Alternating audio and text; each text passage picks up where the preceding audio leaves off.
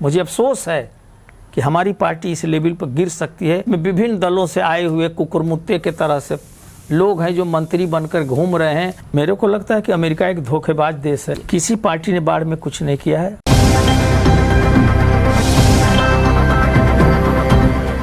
नमस्कार, मैं हूं निर्भय और आप देख रहे हैं बलिया की बात।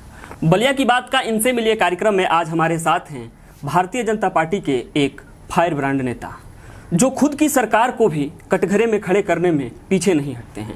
जी हाँ, मैं बात कर रहा हूं बलिया जिले के रसना विधानसभा क्षेत्र से पूर्व विधायक राम इकबाल सिंह जी का। राम इकबाल सिंह जी, आपका बलिया की बात में बहुत बहुत स्वागत है। धन्यवाद। सबसे पहले तो मैं आपसे जानना चाहूँगा सिंह साहब की जो वर्तमान सरकार है इसमें कार्यकर्ताओं की स्थिति क्या है? बहुत खराब।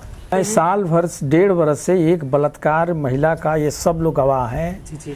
कोशिश हम लोगों ने किया, ओबीसी की है, रेप हुआ और 25 लाख रुपया थानाध्यक्ष रसना का लेकर इस पर हम लोग 10 बार एसपी से मिले होंगे। डीजीपी को मैं भेजकर फ़ोन करके मिलवाया। नहीं, गिरफ्तारी हो रही है, आज तक कोई कार्रवाई नहीं हुई और रुपया पैसा लेकर के फाइनल रिपोर्ट लगा दी है लोग। अब उसको मैं हाई कोर्ट में पटिशन दाखिल करने जा रहा हूँ। अब मैं आगे जानना चाहूँगा आपसे कि जो पूर्व की सरकार रही हैं मायावती, उसके बाद से अखिलेश यादव रहे हैं, अभी वर्तमान में आपकी सरकार है भारतीय जनता पार्टी की, क्या अंतर है तीनों में? मायावती की तो कोई सरकार ही नहीं होती जी। मायावती के पास तो माफिया पैसा दे करके और उनको खरीदते हैं जी। और मायावती जी दलित बेचती हैं जी। गणना करके। इसलिए लोकतंत्र में उस पार्टी का नाम आप लोग लेते हैं तो मुझे तकलीफ होती है कि जो अपना सिंबल बेचता हो, जो गरीबों की संख्या बेचता हो, इससे कृतज्ञ कोई काम नहीं है। ये लोग लोकतंत्र के दुश्मन हैं। जी। समाजवादी पार्टी के बारे में आपका क्या विचार? समाजवादी पार्टी एक राजनीतिक लोगों का संगठन है जी। जिसमें बहुत बड़े बड़े लोग काम किए हैं, जिसमें मैं उनकी समीक्षा करने की हैसियत में नहीं हूँ। और डॉक्टर राम मनोहर लोहिया जी से लेकर के और जो समाजवाद जहाँ शब्द लगता है, आचार्य नरेंद्र देव जी, आदरणीय चंद्रशेखर जी, जी, रामकृष्ण हेगड़े साहब, जनेश्वर मिश्रा जी, मधुलिमय, बहुत बड़े बड़े लोग काम किए। उन्हीं के बीच एक मुलायम सिंह यादव जी का भी उदय हुआ, जिन्होंने स्वयं कोशिश करके और एक पार्टी खड़ा किया है उन्होंने, जहां मुझे लगता है कि समाजवादी विचारधारा के लोग उत्तर प्रदेश में चाहे जिस भी गांव गली में भी बचे हों उन्हीं के साथ हैं और उसी में अपनी संतुष्टि पाते हैं। वो एक विचारधारा की पार्टी थी। आज भी मैं कह सकता हूँ, जहाँ तक मेरे काफ़ी मित्र दोस्त हैं वहाँ, वो लोग टिकट नहीं बेचते हैं। ये काम बसपा करती है, कई और भी दल अब कर रहे हैं। और भारतीय जनता पार्टी के मेरी पूरी जानकारी नहीं है। जी। आपसे मैं अब आगे जानना चाहूँगा कि जिस तरह से पंचायत चुनाव हुआ उसमें भारतीय जनता पार्टी को करारी हार मिली थी, उसके बावजूद भी या यूँ कहें तो सत्ता के बल पर जिला पंचायत अध्यक्ष का चुनाव निकाल लिया गया, ये कहाँ तक उचित था? IAS IPS मैं कभी कभी फ़ोन करता हूँ तो कहते हैं लोग कि साहब मैं न्याय कर रहा हूँ। इन सबों से गिरा हुआ पृथ्वी पर आदमी नहीं है। इनसे माफिया बहुत अच्छे हैं, क्योंकि वो कम से कम अपने लोगों के लिए तो बदला लेते हैं, लेकिन ये लोग बूथ कब्जा कर रहे हैं। ये भारत के संविधान के हत्यारे हैं। मैं नंगी आंखों से देखा, धमकी दी जा रही है। हाँ, ये अन्य पार्टी करती तो अफसोस कोई नई बात नहीं, लेकिन हम लोग जहाँ पूरी ज़िंदगी लगा, आज बहुत बड़े बड़े लोग यहाँ से दिल्ली तक मिनिस्टर होंगे, हम लोगों से जूनियर हैं वो, लेकिन आज वो हवा में उड़ रहे हैं। वो हवा में उड़ रहे हैं, उनको नहीं पता कि हम लोकतंत्र के साथ क्या किए कराए हैं। यह लोकतंत्र की हत्या हुई है। रूलिंग पार्टी का मतलब यह होता है कि लोकतंत्र सुव्यवस्थित रूप से चले, किसी नागरिक को उफ कहने का अवसर न मिले, वह स्वस्थ लोकतंत्र है। राम राज्य की बात करते हैं, कहाँ राम राज्य? एक अदना आदमी, कहा तो राम जी ने अपनी पत्नी को छोड़ दिया। यहाँ तो अदना आदमी का वोट लूटने के लिए डीएम एसपी और टैंक तोप लगा दिए जा रहे हैं। मुझे अफसोस है कि हमारी पार्टी इस लेवल पर गिर सकती है। मैं अक्सर अपने लोगों में कहता हूँ कि इधर मुझे बहुत तकलीफ है इस बात की, इस आचरण को देखकर, और किसी की तुलना करे कि फला पार्टी भी ऐसी करती है, तो what is difference bit he and you? क्या डिफरेंस है फिर आप में? क्यों ये नारा आज तक देते थे कि हम डिफरेंस विद द पार्टी है? और पुराने भाजपाई लोगों का कुछ चल उल नहीं रहा है, कुछ रिटायर कर दिए गए, कुछ 5 साल में और रिटायर कर दिए जाएंगे। ये नई भाजपा है जो बहुराष्ट्रीय कंपनी की तरह से है, इसमें विभिन्न दलों से आए हुए कुकुरमुत्ते के तरह से लोग हैं जो मंत्री बनकर घूम रहे हैं, और भाजपा के तपे तपाए कार्यकर्ता उनका जयकारा करते हैं, जिलों में जाते हैं, जो स्वार्थी और निहित घृणित किस्म के हैं। अब आगे एक चर्चा का विषय रहा है पूरे भारत में किसान आंदोलन। आपकी जो सरकार है भारतीय जनता पार्टी का कहना है कि जो ये बिल पास किए गए हैं वो किसानों के हित में हैं, और अन्य विपक्षी दल कांग्रेस हो गई, बसपा हो गई, सपा का कहना है कि ये किसानों के हित में नहीं है। इस पर राम इकबाल सिंह जी की क्या राय है? ये दर्द केवल किसान समझ सकता है, ये दर्द व्यापारी नहीं समझ सकते हैं। जी बिल्कुल। राजनाथ सिंह जी से दर्द पूछेगा उनको है कि नहीं? जी। वो अपना ट्रैक्टर चलाकर खेती करते थे, जी। और कृषि मंत्री को भी ये दर्द होगा। जी। लेकिन कृषि मंत्री जी वो ब्याह के चाह उठी में वो बेचारा परेशान है, वो हिम्मत नहीं जुटा पर। जो किसानों ने कोई डिमांड किया ही नहीं, तो उस डिमांड को आप पूरा करने वाले कौन है? हम कह सकते हैं 2022 आ गया, आमदनी दुगनी हो गई, 15% लोग ही गेहूं बेच पाए हैं इस साल, 85% लोग नहीं बेच पाए। इसी जिले में एक रूलिंग पार्टी के एमएलए का नहीं बिक पाया। मैं परसों गया था बैरिया, तो पता चला कि क्रय केंद्र से उनकी टालियां लौट गईं। जी। मैं जानना चाहता हूं कि किसान की आमदनी दुगनी कर रही है कि इसके पीछे राज क्या है? जो गरीबों के नाम पर जो 85% लोगों को 2 टाइम जो दिया जा रहा है, 2 बार महीने में खाद्यान्न, इसके पीछे भी राज मुझे समझ में अब आता है कि 2 बार इनको दो, ताकि किसान का खाद्यान्न कोई खरीद ना पावे और किसान खेत छोड़ दे। आज की तारीख में 1400 रुपया क्विंटल भी कोई गेहूं लेने को तैयार नहीं है, और अगर एक आध सीजन और लोग कर दे तो किसान ऐसे ही खेत छोड़ देगा और पूंजीपतियों का खेत हो जाएगा। इतिहास माफ नहीं करेगा। या किसी प्रधान देश कृष्ण के ज़माने से भी है, जब वो गाय चराते थे गोकुल में, उस विचारधारा पर एक कुठाराघात है। और किसान आज भी 70% गांव में खेतों पर है, और जो 15% किसान के ही लड़के मार्केट में है, पढ़ने गए, बस गए, नौकरी करने गए, रिटायर हुआ वहीं बस गया। कोई संपन्न आदमी है जाकर घर बना लिया, तो शहरी नहीं है, उसकी भी रोटी गांव से ही उसी खेत से जाती है। सरसों का तेल भी आता है तो डिब्बे में ले जाता है।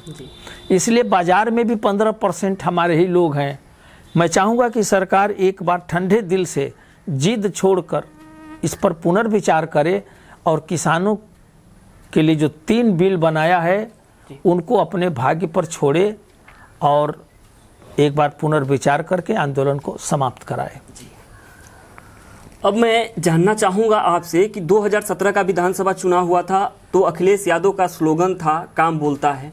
उन्होंने जब चुनावी मैदान में वो आए तो वो एक्सप्रेसवे को लेकर वोट मांगे, लैपटॉप वितरण को लेकर, स्टेडियम को लेकर, मेट्रो को लेकर। भारतीय जनता पार्टी इस बार जब चुनावी मैदान में आएगी तो वो कौन से मुद्दे होंगे जिन्हें मुख्य रूप से चुनावी मैदान में रखा जाएगा? है मुद्दे। 370 को समाप्त किया जी, चाइना को ढकेल कर पीछे किया जी, उनके पास राष्ट्रवाद मुद्दा है बीजेपी के पास जी। और राष्ट्रवाद पर उनकी ढुलमुल रवैया नहीं है, मैं कह सकता हूँ। प्रखर राष्ट्रवाद है इजराइल की तरफ से, और मेरे को पूरी उम्मीद है कि चुनाव बीजेपी अच्छा लड़ेगी। और हाँ, ये है कि अपने 80% लोगों का टिकट काट दे तब जी, वरना और काट भी सकते हैं, उनको किसी से कोई लगाव तो है नहीं, क्योंकि तलवार तो किसी और राज्य में है और गर्दन किसी और राज्य में है, तो उसमें कोई संकोच नहीं है, अच्छा लड़ेंगे। अभी वर्तमान में जो अफगानिस्तान में स्थिति चल रही है, वर्तमान की स्थिति पर राम इकबाल सिंह जी की क्या राय है?